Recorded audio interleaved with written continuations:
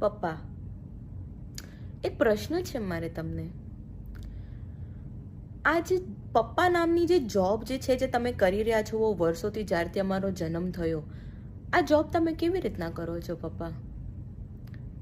એટલી પરફેક્ટ, એટલી સારી રીતના, કોઈ મોટિવેશન નહીં, કોઈ પ્રમોશન, આ જોબમાં તમને કોઈ પ્રમોશન નથી મળતું, કોઈ સેલરી નથી મળતી, પણ તો પણ તમે પપ્પા આ કેવી રીતના કરો છો? આજે છોકરાએ કોઈ ઈચ્છા કરી ને તમે 1 સેકન્ડમાં એ લાવી આપો છો. પપ્પા, તમે આ કેવી રીતના કરો છો? વિચાર કર્યો નથી ને વસ્તુ સામે આવી નથી, તમે કેવી રીતના કરો છો?